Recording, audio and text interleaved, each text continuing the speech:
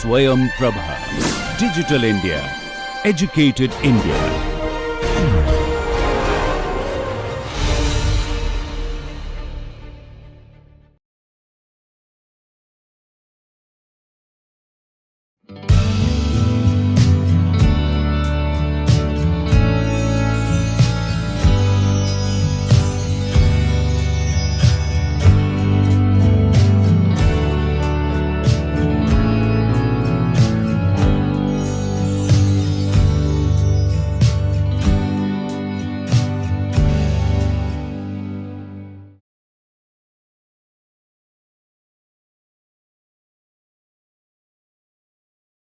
Hello friends, welcome back to this lecture number 18 on the course on the psychology of language. Now the 18th and 19th lecture, which is this lecture and the one which is supposed to follow this, would be the last lectures in this particular course, and we will have a 20th lecture. We will round off everything and give you a detailed overview of what the course is all about and what the subject matter of the course is. Now since we have ventured through most of the aspects of language and the psychology of it, an interesting topic I thought to include into the course as the last lectures is the idea of bilingualism. So why bilingualism? Why did I think of this topic? Truly speaking, in our research as well, in the one that I do in my laboratory, when we are doing language related research, one problem that we face is a pure language person. Now, when I say a pure language person, I am referring to someone who is called a monolingual. So, monolingual is a person who has learned only one language. But in a country like India, we know that most people come from different states, and so they have at least 2 or 3 languages that they know. On top of it, they know the English language, which is a language for communication, which is a language for scientific methodology and science, and which is a language for exchange of ideas or use in any public offices as well. So, I included this section of bilingualism to give a detailed view of what is being bilinguistic, what are the features of bilingualism, what parts of the brain get involved in bilingualism, the cognitive factors affecting it, and an overview of bilingualism for that matter. Now, before we start today's lecture on bilingualism, what I will do is I will do a small recap of what we have done up till now, how we started the journey and how we crossed several landmarks and reached this point of bilingualism. So, the story of a journey starts with looking at what is language, for that matter, what does it mean. And for studying language, the first thing that we needed to know is to look at the very primitive form of language, to strip everything from language and look at the bare bone language. Now, there is a distinguish between language and communication, and language, as we know by definition, is a medium of exchanging ideas. So, the basic form of language is called the communication. So, I focused on my first 2 lectures onto what is communication. Now, even human communication is a little bit difficult. So, for understanding the basics of language, I started off by looking at animal communication system, which is a very basic and primitive form of communication system. So, we looked at the animal communication system, what it is. We looked at some examples of the animal communication system, for example, the wiggle dance or the honeybee or the calls of the vervet monkeys and so on and so forth, and describe the characteristics of a system of language used by animals. Now, that gave us an idea of what a language should have and what it should not have. And so, we proceeded next into understanding the human language system with all its intricacies and bells and whistles. So, we started off by looking at the language in terms of its phonemes that combines to get morphemes, and then moving up ahead into the level of the word, then word making sentences, sentences making discourse, and so on and so forth, and looking at rules, syntactic structures and rules for using the language. So, what we were interested in is finding out how the human language system, or to what extent the human language system is different from the animal language system. We proceeded further and started looking at the evolution of the human language system, the language for that matter. We looked at how the existence of the language gene, or the social continuity discontinuity theories, they gave a basis of how language would have evolved from the ancestors that we had. And lastly, we looked at some evidences, or from fossilic evidences, that give us an idea of how language would have evolved for us, or how language would have provide some basis, would have had some scientific basis, or some predecessor to its evolution. So, those steps, those milestones which describe how language would have evolved. Now, once we had described all these things, once we had a little bit of history of language and a little bit of definition of what language would mean and what language exactly is, the next step obvious was looking into how language is dealt in scientifically. So, we looked at the scientific procedure of doing research in language. The first step of course was defining the scientific method for doing language, starting from a body of theory to deducing hypothesis out of it, and then producing testing this hypothesis based on some data, and then formulating a solution and testing the solution against the theory to either verify or falsify the theory. So, we looked at this process of how this theory leads to data, and the data again either extends the theory or falsifies it. We looked at the whole idea of what is a scientific process. We looked at experimental designs, various kinds of experimental designs that we use in doing language research in the laboratory, using the within subject and between subject designs, and a little bit into other kinds of designs which are used in doing research on language. The next thing that we looked at is various kind of behavioral techniques of doing language research, and two important measures of any language research or any language related research is the latency or the reaction time, and the second being the accuracy or how correct a response is in language. So, we looked into detail how this latency and accuracy form some of the behavioral principles into doing language research. And lastly, we looked at how language and brain are related. So, what are the different areas of the language brain, the Broca and the Wernicke area, what are the different mechanisms, different equipments which are used for measuring brain responses in language, and how the brain and language ability is related to each other. Particularly, we were interested in the Broca and the Wernicke area. Now, once we had an idea of how to do research in language, the next obvious thing was to understand how language is perceived, or how somebody perceives language. And so, we started our journey into perception of language by first describing what is auditory perception. So, we started looking at those factors of auditory perception. For example, what is a wave, what is amplitude of a wave, because language generally is understood in terms of the basic form of language understood in terms of the spoken language. So, we started looking at what are waves, what are the different forms of waves, and how to measure it, and so on and so forth. Further to it, we also started looking at how the language is perceived using the ear. So, we looked at dynamics of the ear, we looked at the structural and dynamical format of the ear, and how the ear receives these sound waves which are produced as a language output and makes meaning out of it. We ventured into the idea of the speech stream, which is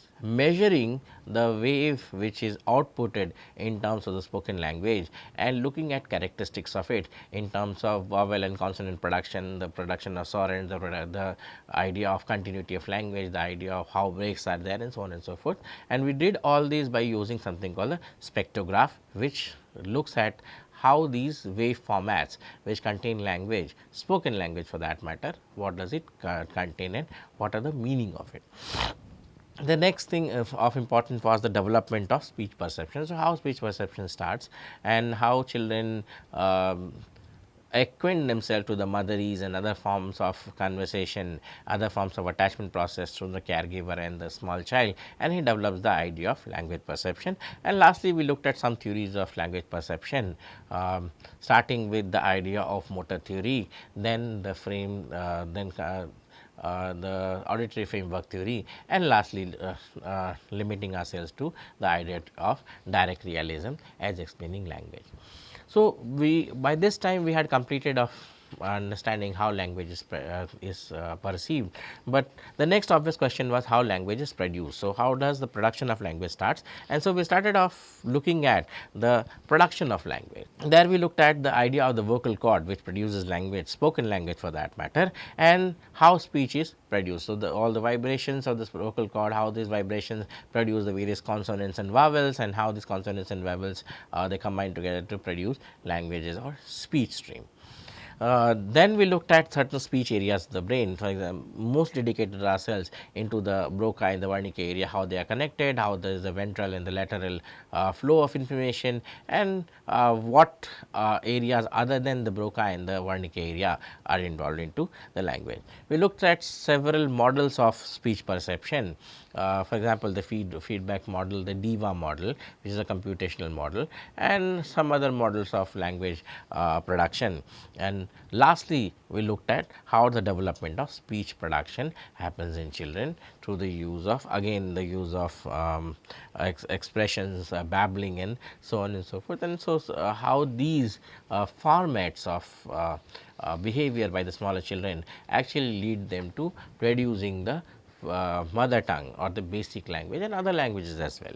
So, once we had completed the idea of how language is perceived and produced, and also understood a little bit of what is language and the science of language, the next obvious answer was looking at how words are produced. So, speech sounds are one thing, but these speech sounds, the phonemes, they combine together to form meaningful units which exchange ideas, and these meaningful units which exchange ideas or which stand as symbols are called words. So, the next obvious answer was looking at words. So, we dedicated a 3 lecture section onto the words. We looked at looking at what is the anatomy of a word, what is the different kind of words which are there, the functional and the content word, and how word leads to symbolism or how words transfer ideas between people. Next, we looked at the storage of words. So, how different words are stored in the mental lexicon. So, in terms of how words are learned, I'm sorry. So, we started looking at how words are learned, how children learn words, how the steep curve is there in learning, and what kind of processes or what kind of interactions the child goes through while learning different kinds of words. The next obvious thing is that once a child has learned a word, how does he store it? And so, we were interested in looking at the cortical and lexical organization of words. So, we looked at how the semantic memory principles of the hierarchical structure of the cortex and the mental lexicon explains how words are stored. And lastly, we were interested in looking at the retrieval of word from the mental lexicon. And so, we looked at how the spoken recognition happens, and we looked at the theories of Levert's theory and the Dell interactive model, which gives us some understanding of how the retrieval of the word really happens. Now, once we have words with us, these words are symbol to certain kind of meaning, but then these words need to be combined into bigger sentences, because one word would not mean anything. And so, next step was looking at how these words are combined together into longer structures which are called sentences. So, we looked at the idea of what is a sentence and what is the structure of sentences are really about. So, the first step that we needed to do was to look at the idea of a sentence. What is a sentence and what does it do? So, we started up by looking at the structure of a sentence. What is the structure of a sentence looks like? We looked at how the sentence can be broken down into its phrases, into its clauses, and that kind of a thing, and how the concept of the agent and the patient, or the subject and the predicate, they explain the structure of a sentence. So, all in all we were doing is what is understanding the structure of a sentence and the syntactic structures and how complexity is added onto it. The next thing obviously was, once we had an understanding of what is the sentence of a structure, the next thing that we wanted to do was to look at how comprehension of sentence actually happens in both adults and infants. And so, we started by looking at how errors in sentences, forming of sentences, gives us an idea of how sentences are comprehended, how the theory of minimal attachment and the theory of priming and anticipation explains that the comprehension of sentences in both adults and children.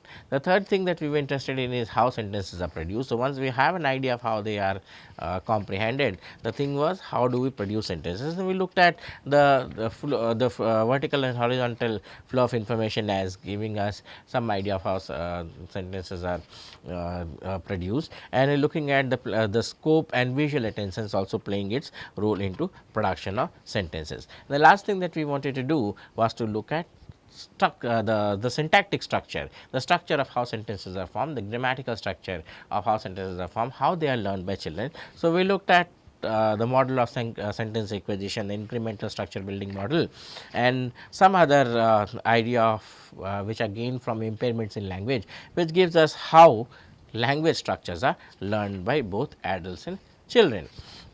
Adults of course have developed it. So, it is basically into children, how children learn this model. Once we have sentences, we need to exchange the sentences between people, and that exactly is called discourse. So, the next thing of interest was looking at discourse. Now, discourse has two forms, one is called the conversation, the other is called the narrative. So, we focused both onto conversations and narrative. We started looking at what is conversations, anatomy of a conversation in terms of how people understand turn giving and turn in interaction and constructing turns in terms of how they understand that when is their term to speak. Conversations employ many people talking with each other, taking turns and expressing ideas. Then, so we looked at into the basics of that. The next thing we were looking at is understanding what is a narrative. So, in a narrative, one person speaks and the other listens to them. We looked at story grammar as a form of narrative and looked at how the story grammar gives us some idea about how narrative progresses, and then the idea of references and how these referencing helps in forming a narrative.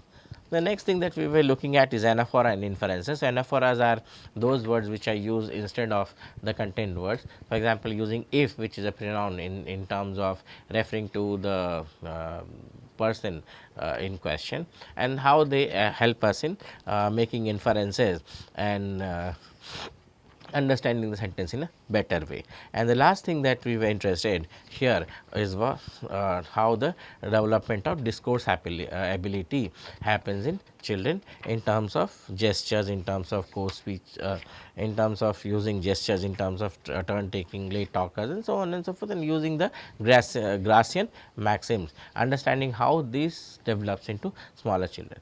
The last thing that we were doing in the last two classes was looking at reading and writing. Now, as we looked at reading and writing is an ability which is a newly developed ability, because the brain does not come equipped with the reading and writing ability. And so, we focused on the writing system first, looking at what are different writing systems, the three basic writing systems in the world which exist, and the orthography of these writing systems. Secondly, we looked at the cognitive processes in reading which are involved, and so we looked at how eye movements give us an idea about reading, and how text comprehension happened, and the various models of lexical access helps us in understanding the cognitive processes related behind reading. The third, we dwell into development of reading skills. So, how learning to read or how the development of dyslexia gave us an idea about the ability to read, and how early intervention can help us in treating dyslexias. And then we moved into the cognitive processes in writing. That is the fourth thing that we did. We looked at how the ABCs of learning really happen, how spelling can give us some idea about what is writing, and learning of text and composing text, how the Hayes model helps us in understanding those cognitive factors which are effective in learning. And so, now we are here into the idea of what is bilingualism, which I explained to you earlier, is the process of speaking two languages. As you look around yourself, most people in the world are bilinguals, except a few countries, for example, America and the United States and the United Kingdom. Those are monolingual people, and the monolingual people are those people who are able to speak only one language. So, those people who are able to speak only one language are monolingual, and most good examples are the people from the United States or from Britain. These people are the ones which are monolingual. all other people beside these people are bilinguals, as they can shift between different languages. So, then what are bilingual people? Now, bilingual people are those people who are able to speak 2 or more languages. Look at any language in India, or any kind of person in India. For example, myself, I can speak both Hindi and English, Hindi being my mother tongue and English being a language which I have learned growing up. And then a little bit of Punjabi is something which I can speak. So, 3 languages in total. Punjabi is something which I cannot read and write, but I can understand. Hindi and English are languages which I can read and write. Of course, I think I have lost the ability to write Hindi properly, but then that happens because you do not use that. And so, one of the things that bilinguals do is that they are able to learn to speak in 2 or more languages, and most people in the world generally are bilinguals, as I had been explaining to you. So, these are the same people who can use 2 or more language. Now, why do bilingualism exist, or why do bilinguals the study of bilingual is important? The first thing is that globalization has led to an increase in immigration, and so people move out of their own states. For most people move out of India and go to the United States to work on Britain, on those kind of monolingual country. And so, when you go to a country like that, it is expected of you to learn their language. Of course, the most prominent language speaking people will not allow you to function in your language, and so that is one reason for bilingualism to be effective. Now, in addition, the emergence of English as a global language of business and science means that most people have to understand English, and so that is one reason why bilinguals are required. Now, bilinguals, they come in various forms. The first form of bilingual is called a balanced bilingual. Now, this is a person who grows up speaking 2 languages and can communicate equally well in either of them. So, if you are a bilingual, if you are a balanced bilingual, you are one of those people who can communicate in both the language very well. So, for me example, I am a balanced bilingual because I know very well Hindi as well as English, and I can always switch between Hindi and English. That is something very interesting that I do in my classes. I keep on shifting between both the languages in equal ways. Now, one thing that happens out of it is that I can express my idea sometimes better in Hindi and sometimes better in English, and that way I can reach to the student in a much better way. So, they are balanced bilingual who can shift between both the languages at the same time. But there are only few bilinguals who are truly balanced in nature, and so we come to the idea of the other kind of bilingual. So, most bilinguals are not balanced, but are preferred or dominant language, and you can see that most bilinguals do not have this balanced format, and so they have one dominant language. For example, the dominant language, in my case both languages are equally well, but for most people the English becomes the dominant language. Now, we learn the foundation of a language at home and as a children, and school is also an environment for learning the language development, especially in vocabulary literacy, and the language the child is educated in becomes the dominant language of adulthood. And so, the reason why people have one dominant language is that school teaches them. So, if you go to an English medium school, English becomes a dominant language, although you are Hindi speaking, and so that is one of the things to be looked at. Now, some people will be counted as bilingual or not, depending on whether you view the linguistic system they are familiar with as a distinct language or rather as a different dialect from the same language. You also have something called a unbalanced lingual, is a person who has limited ability to speak in the second language, and so both form of bilinguals exist, a balanced or a unbalanced bilingual. Now, languages and dialects. Now, there are something called different languages, and dialects is actually a form of a language which is I would say an equivalent of a language. So, we naively view language as discrete entities with national boundaries. So, when we talk about people, we talk about people having fixed language systems or with boundaries they have fixed language systems. For example, we believe that French is the most dominant language in France, Italians speak it, Italian is spoken in Italy, Spanish is spoken in Spain, and German is spoken in Germany, Deutsch is spoken in Germany, for example, and they call it Deutschland. And so, this kind of things we believe that certain national boundaries have this kind of a language. Now, oftentimes related languages exist along a continuum. For example, the Dutch-German continuum from Amsterdam to Berlin. If you look at if you start from Amsterdam, which is a small region here, if you have seen how Europe is like, and you move to Berlin, which is right at the eastern side of Europe, and this is right at the northwestern side. And as you move along, you will see that languages keep on changing. So, you start with Dutch, which is the language of the Netherlands, and how the dialects, how it's starts evolving or how it starts changing until unless you reach Berlin. Here we will find the standard German or the standard Deutsch, and as you move from Berlin to Vienna, you find the something called the standard Österreich, which is another form of German, which is the German itself having the pure German. So, most standard Germans are spoken in Berlin, and the less standard German is spoken in the Dutch Netherlands. But as you move along boundaries, you see that the dialects are there, the form of language expressions are there, which is not exactly the true language, but it's a dialect of it, which basically is a form of it, which is not the true expression or the true format. Now, distinction between language and dialect is more political than linguistic. It is believed that language and dialect distinction is more political in nature and has nothing to do with the linguistic properties. Netherlands and Germans are separate countries, so they are treated as separate languages. Although, if you look into it, the idea of Deutsch, the word, and German, they are more or less the same, they come from the same family. Now, similar continuum of Chinese dialects comes from Beijing to Shanghai. So, if you are moving from Beijing to Shanghai, Beijing being using the basic form of Chinese, and so as you move along, this form of Chinese gets slowly written off, and you find some variations of it. So, a lot of variations happens as you move to Shanghai, which is not exactly the same form of Chinese that the classic form of Chinese that is used in Beijing. Now, mutual intelligibility, degrees to which speakers of two languages or dialects can understand each other is known as mutual intelligibility. And the mutual intelligibility is the ability of the people to understand each other's language. That's one thing. So, linguistics avoid the language dialect conundrum altogether by assessing something called the mutual intelligibility. Instead, what they believe is that they consider the degree to which speakers of two different languages or dialects can understand each other is called as mutual intelligibility. For example, Americans and British English are mutually intelligible, even though there are obvious differences between them. Now, we can assume that if a speaker of language A can understand the speaker of language B, the reverse should be true, but this is not generally the case. So, if A understands, the speaker of language A understands the language B, the reverse of that is not always true.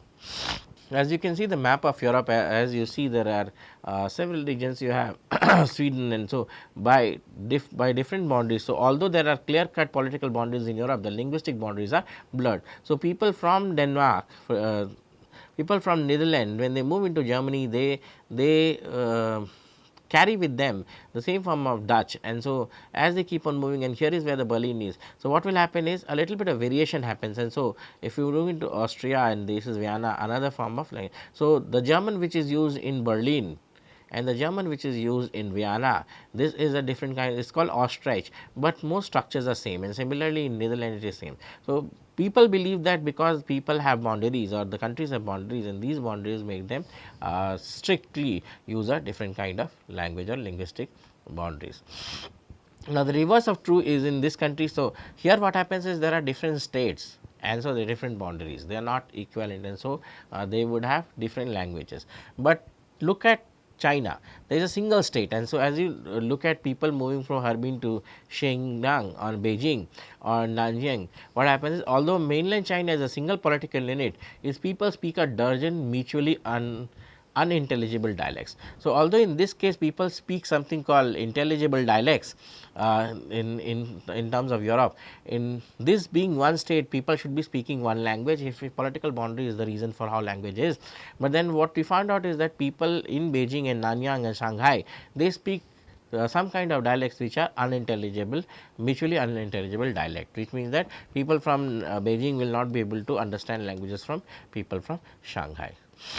Now, there is a good example of mutual intelligibility in terms of the Danish and the Swedish. Now, Swedish adults have more difficult decoding Danish than Danish adults do about Swedish. Why? Because Danish people learn, Swedish people do not have to learn Danish, but Danish people have to learn Swedish if they want to come and work there.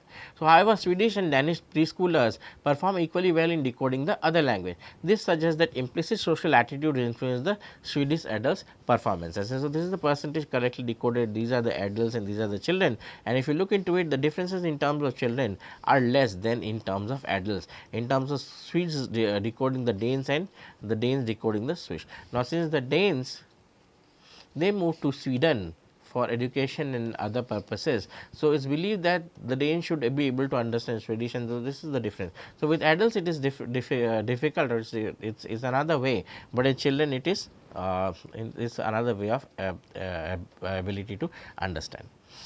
Now, immigration accounts for most instances of bilingualism in the United States, and there is also a very predictable pattern of language shift across generations in immigrant families. Now, we have something called the heritage language. Immigration to the United States, so you see that most people move out of their countries and go to the United States, and they carry the bilingual word with them. So, spoken in the immigrant's country of origin. So, when people move from their country to another host country, for example, people moving from India or any other country to the United States, the first form of language, the heritage form of language is the form of language which is spoken in the country's origin. For example, if Indians move out of India and go to the United States for work, Indian or Hindi typical language is the one which is the heritage language. What is the societal language? This is spoken by majority of people in a given society. So, if you are moving from India into the United States, English is called the societal language and Hindi is called the heritage language. And most people, when they move, they start forgetting this. The first generations know it and they feel proud to have this Indian language, but as generations move about, what happens is English becomes the most focus, because this is the language in which most communication is happening, and this is the societal language. So, 3 generation pattern, let us look at how generation after generation deals with this heritage language as a societal language. And so, what happens is that in the first generation, heritage language is dominant, varying degrees of proficiency in societal language. The people who actually move, for example, suppose I move now to the United States forever, what would happen is I will be the first generation, and in my generation the heritage language will be dominant and the proficiency in the societal language, which is English, will be less. But my children, which is the second generation, they learn heritage language at home, but prefer societal language which is dominant. So, my children will still, they are born in the United States, and so as they are born in the United States, their language preference with the societal language would be English, and so they will be more proficient in English, but they will still learn Hindi because I am still there, my dominant language is still there. And the third generation, my children's children, they will speak only societal language, but little or no proficiency in the heritage language. So, I am not there and not children, I have not taught my children enough of Hindi, what would happen is they will not be able to pass off. So, in the third generation itself, what will happen? The societal language will become the most spoken language and the most interactive language. Incomplete first language acquisition. Now, failure to attain full native speaker proficiency or the first language. Now, what happens is in the third generation, what happens? There will be something called the incomplete first language acquisition. Why? Because second generation did not pass out anything, and so it is basically a failure to attain full native speaker proficiency in the first language. Also, typical among those immigrants, those children who became native speakers of societal language, is this incomplete first language acquisition that happens. Now, multi-generation bilingualism, what are these? Now, in many areas of the world, multiple ethnic groups with different languages live side by side. So, what happens is there are some countries, there are a number of countries in which multiple ethnic group people, they live side by side. Now, in that case, what happens is the bilingualism becomes the norm and each generation grows up the bilingual. One such example is the city state of Singapore in Southeast Asia, where in Singapore you find that there are multiple ethnic groups of people, all of them bilingual, and all of them living side by side. Now, as a former colony, the Singapore has English as the lingua franca, which is the second language in common on all ethnic groups of a given region. Now, the lingua franca is basically the second language in common in all ethnic groups of the society. So, what happens in Singapore is that there are multiple number of, it is a British colony. So, here what happens is a multiple number of people live here who are all bilingual. They come from different parts of the country. So, here what happens, the second language becomes most dominant. So, second language is a common to all ethnic groups, because these ethnic groups exchange ideas in English. Now, three ethnic groups in Singapore are Chinese, Malay and Tamil, but spoken language within all of them is English, and so this is what is called the lingua franca. While the three ethnic groups may not speak each other's language, they can generally communicate with each other in English. This English is also the dominant language of Singapore, meaning that it is the language of political and economic power with a bilingual society. So, dominant language of political and economic power within the bilingual society, and so dominant language here is always English, although this is the second language. As you can see, this is the lingua franca. Also, English is also the main language of education, government and business in Singapore, and so no matter how different ethnic groups come and live here, they always speak the common language of English. Let us now look at something called code switching. So, what is code switching? Is basically how bilinguals they switch words while speaking. So, among the bilinguals, the different languages are often associated with different environments or context. On one hand, we have the heritage language may be used at home in the family members. So, most bilinguals use the heritage in their family life or topics related to the family. The societal language is a language which is spoken by majority of friends and people in the society, and is easier to use when discussing topics outside of the issues. Now, this must be the case for the first generations immigrants who command the societal language is relatively weak. Thus, bilinguals often engage in something called code switching, and so what is it? It is a change from one language to another within a single interaction. So, when I am speaking, that is what I also tend to do when I am speaking with in my lectures. I keep on switching between the Hindi and English, and why do I do it? Because there are some concepts which can be explained in Hindi better, and some concepts that can be explained in English better, and so I find this and I keep on doing this code switching. So, can be the code switching occurs between sentences in a conversation or even within the sentences, and is observed even in young bilingual children. So, bilinguals are associated with different forms of language from different topics. Heritage language may be used used at home for daily life issues. Also, societal language may be used for more relevant issues outside the home. What is code switching?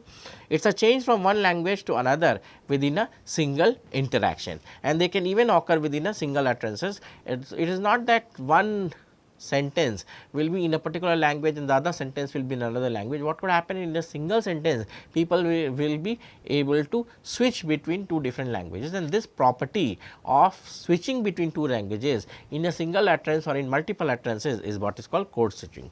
Bilinguals have a good sense of interlocutor language abilities, which language will be best to convey the intended meaning. Now, code switching reflects, what does code switching actually do? It reflects a deep pragmatic knowledge on the part of the speaker. The speaker has a very well idea or good idea of the pragmatics of the language.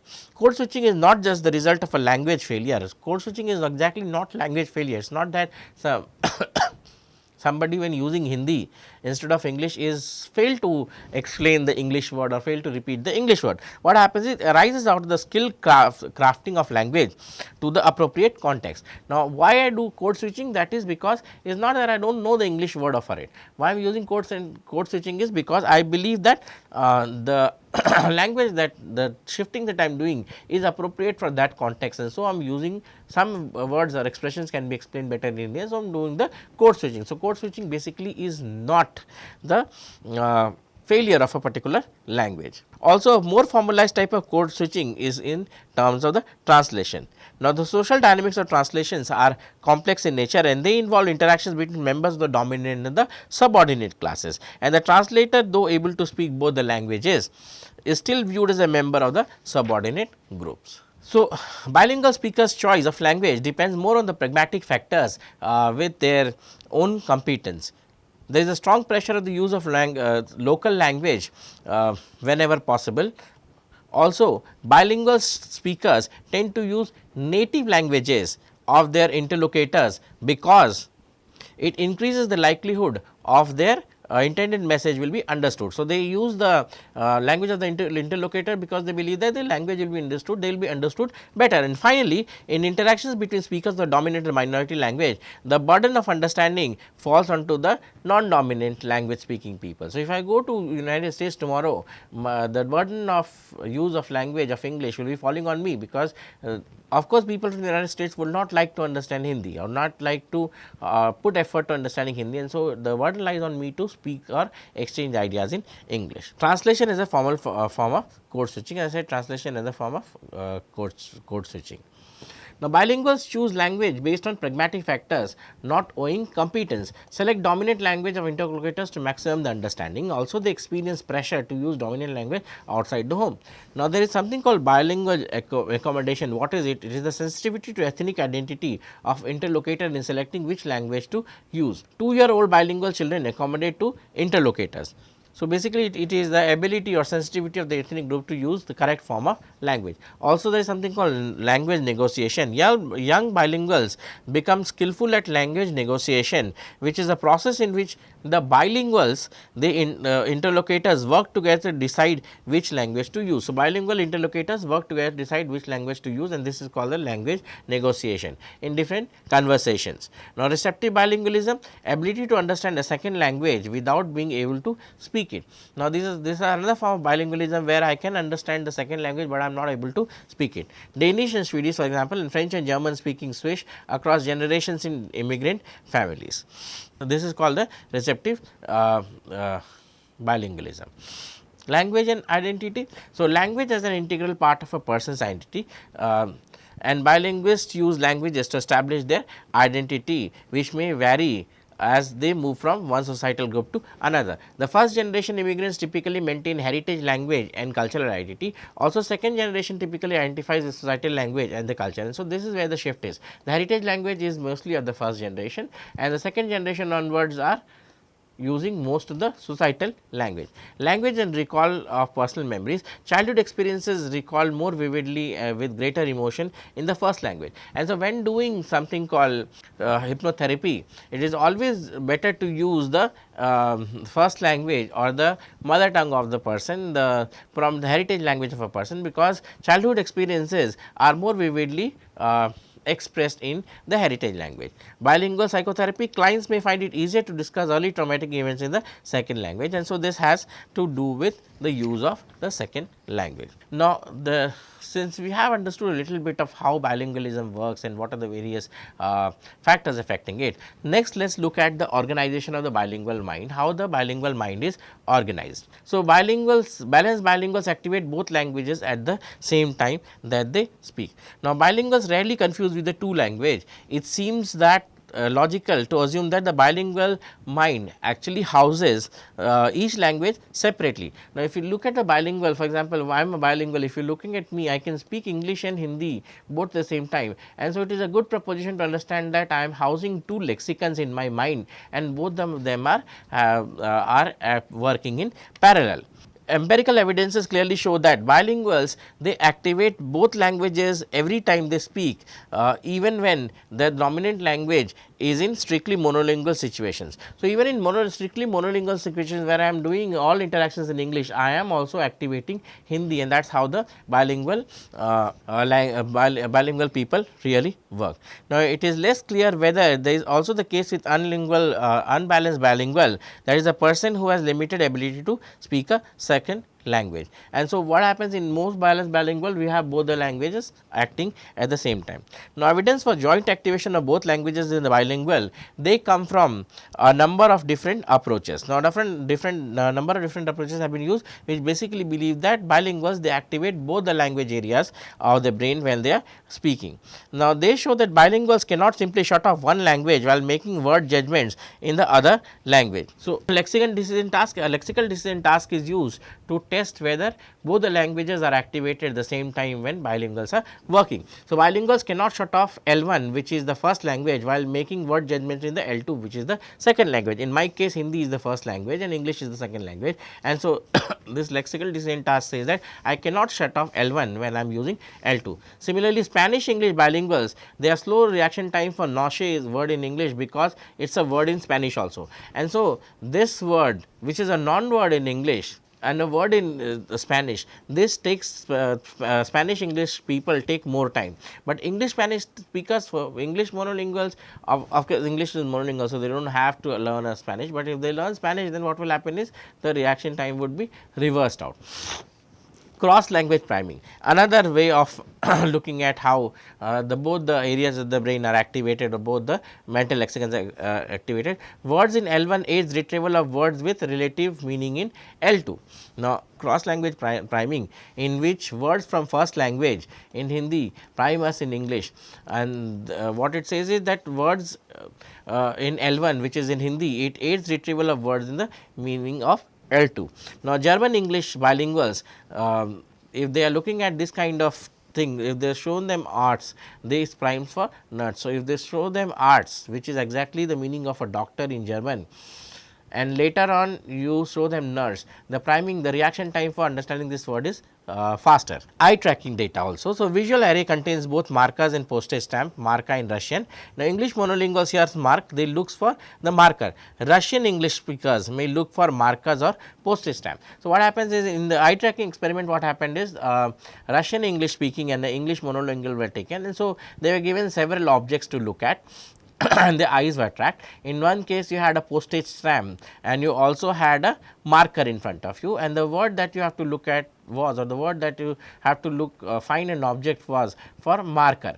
Now, for English marker, as soon as they heard the word marker, their eyes moved to the marker which was on the table, but then the Russian English bilinguals, they first looked at postage stamp, which is basically a which is called marka in Russian, and then later on they translated to English and looked at the marker which is there, and so the lot of higher reaction time was resulted. Now, links between the two languages. So, how the two languages, in terms of bilinguals brain, how the two languages are related. Now, vocabularies of the two languages are linked at the conceptual level. It is believed by some experiments suggest that the vocabularies of the two languages for bilinguals are they related at the conceptual level.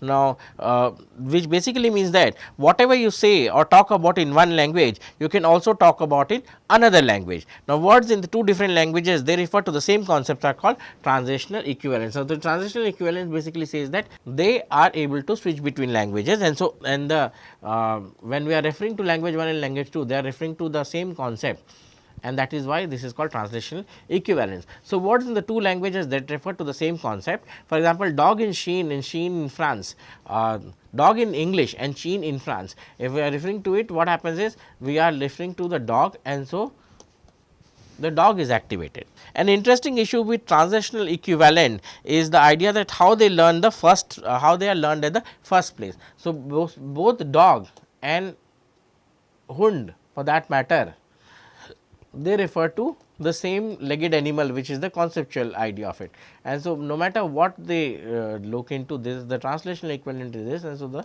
same time should be activated. Now, the mutual exclusivity principle. Young children assume that new words must refer to the novel concept, but they do not assume that this when learning a new word in another language. Children growing up as bilinguals have some awareness that separate linguistic systems are in use. Now, for children of the monolingual system, this kind of problem may arise, but for bilinguals, they start with the idea that separate things, separate linguistic systems would mean different kind of things. Now, sometimes there are words in the two languages that have similar form and meaning, and these are called as the cognates. What are cognates? What we are trying to express is the link between the two languages. Words of the two languages that have similar form and meaning are called the cognates. So, the cognates are basically the words from the two languages which are similar in form and meaning. Now, English and German have many cognates because they come from a common origin. So, the spelling would be different, but the form and the meaning would be same. For example, look at cafe, which is coffee, and coffee in English. As you look into it, what happens is cafe and coffee, or apfel and apple in English, they are the same. Now, English and French have many cognates because they are massive borrowing from French to English, and so English Germans are also the same because the same Germanic language. Now, according to the principle of cognates, cognates occur because of two reasons. Why do cognates occur? Because of two reasons. One reason is that some languages are related to each other and thus share a certain amount of vocabulary. The other reason being that hence German English share a number of cognates. For example, man and man. In German you have man and in English you have man. Also you have Wein, which is wine in English, or if you have Bayer in German, which is beer in English. So, another reason for cognate is that a language often borrows the name of a concept. Both the languages, they borrow name of the concept they acquire from other cultures. So, both the languages are borrowing the concept from the other culture, and so that is the reason for the existence of the cognates.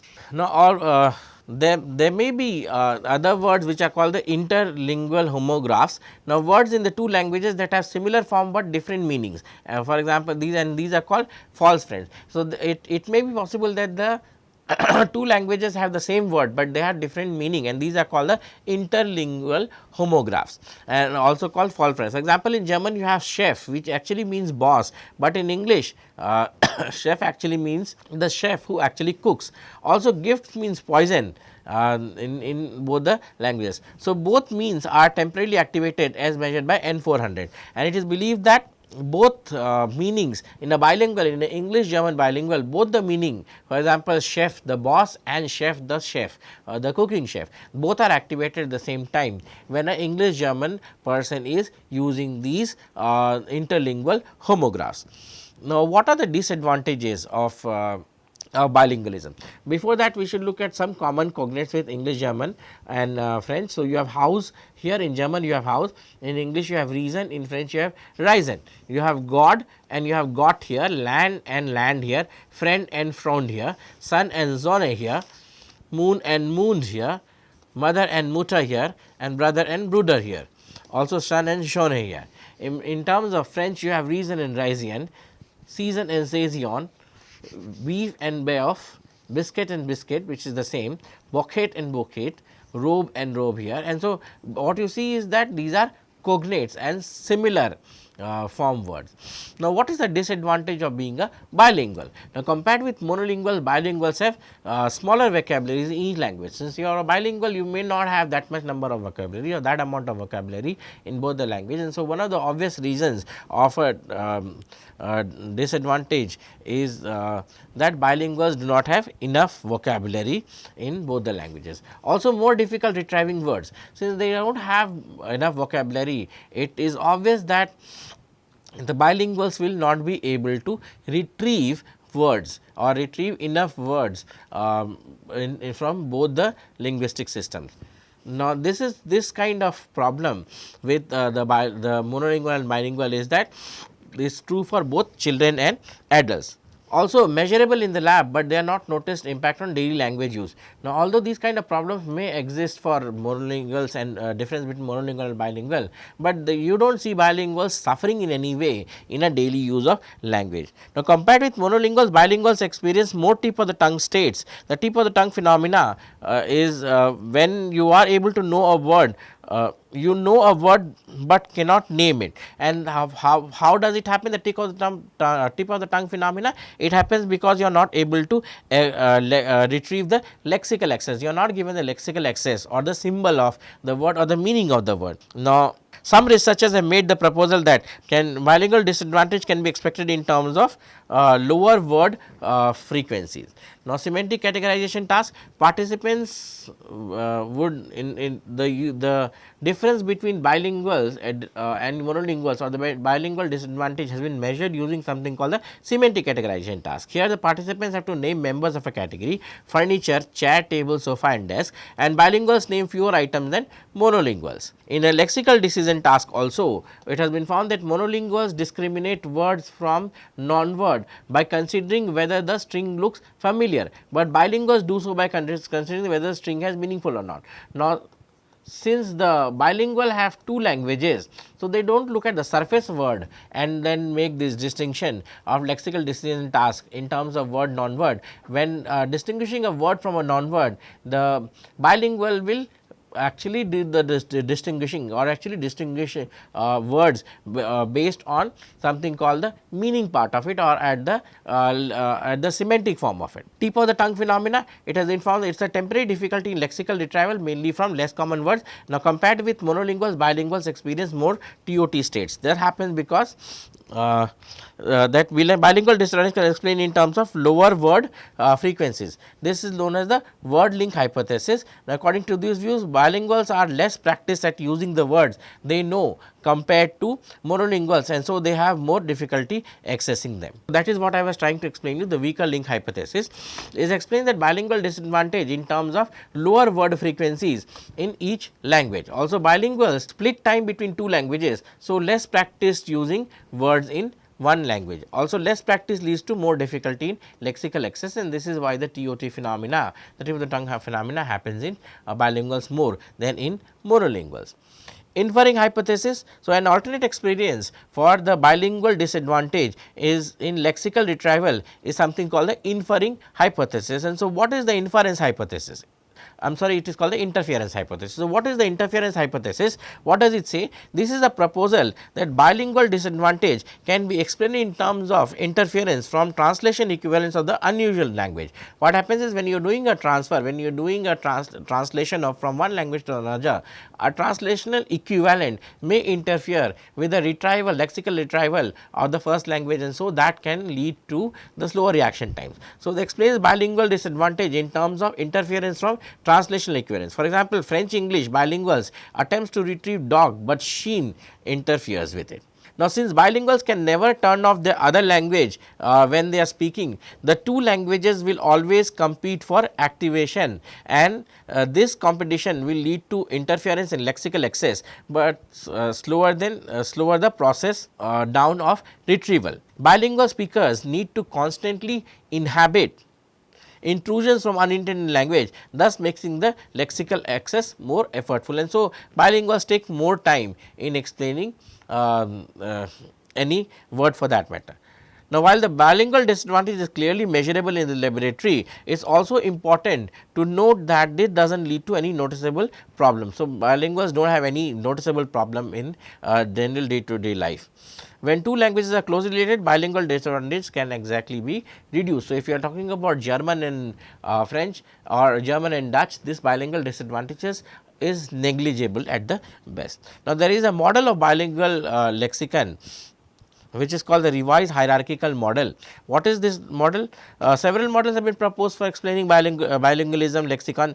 Now, how the vocabularies of the two languages are organized in the bilingual mind. The most popular is called the revised hierarchical model, and so the proposed by Kroll and Stewart. Now, this theory of bilingual language processing, it assumes separate lexicon for each language connected by a common underlying at the conceptual level. So, the theory of bilingual language processing, it believes that there are separate lexicons for each language and they are commonly underlying conceptual level. So, if N1 is the concept for first language, L2 is the concept for the second language, L1 is the first language, L2 is the second language, they are bound together at the conceptual level, and this is what the theory actually says. Two lexicons are there. So, this is the lexicon 1 for the first language, this is the lexicon 2 for the second language, and this is the conceptual language where these two lexicons are connected. Two lexicons connected by direct link and indirectly through conceptual level. Strength of each link depends on the proficiency of the bilingual. So, if you have proficient, proficient in both the language, then each strength is very good at the conceptual level. If you are proficient in L1 and not proficient in L2, the strength here will be lesser, and that is how it has been explained. One language is dominant, the revised hierarchical model proposes that some of the links are weaker than the other. Now, as I explained that for balanced bilingual, all links are equally strong, cross linguistic priming is in either direction. So, both the links are strong, and so conceptually they can activate the same word, same meaning, and so here the priming will be very good, or conceptual priming will be very good. Unbalanced bilingual, easier to translate from L2 to L1, priming L1 to L2, but not L2 to L1. So, if you have a weaker model, so the revised hierarchical model propose separate lexicon for each language with an underlying common conceptual layer. Solid links are strong and dotted links are weak, reflecting data from translation and cross priming studies. So, if both are strong, there will be easy access between them and the concepts is there, but if L2 is weak and L1 is strong, this lexicon is strong, this lexicon is weak, this is the lexical link which is happening. The conceptual link connection between L1 is higher, this is slower, and so the translation between L1 and L2 will also be lower. Translational equivalent revisited. So, what is it? Translational equivalents rarely mean exactly the same thing. In Russian, chaska means cup, but rarely means drinking vessel with a handle. Russian stekin means glass, but rarely means drinking vessel without a handle. The more abstract the concept, the more the meaning of translational equivalence have to diverge. And so, if you are looking at bilinguals, what happens is the translational equivalence, or the more abstract concepts are there, the more difficult the translational equivalence become. Now, Chinese verbs are the most difficult to do a translation, to get a translational equivalent. For example, in Chinese the word kai translates as open, door, window, bank account, book, everything. Turn on, also there is a translation equation, light, window, air conditioning, drive a car. So, the more abstract a concept is, the more the meaning of translational equivalence diverges, and verbs are the more abstract than nouns, and they are notoriously difficult to translate. That is what I have been telling you. So, even translation equivalence for common objects have non-overlapping meaning. Compare the English word cup and glass with Russian words of chaska and stekin. The English word cup, Russian chaska, English word cup, Russian stekin, and English word glass, Russian stakin. We look at something called the sense model. The sense model is a theory of bilingual language processing that takes into account the fact that most words from multiple meaning that do not fully overlap across a language. According to the sense model, what happens is priming activates all senses or meaning of the word.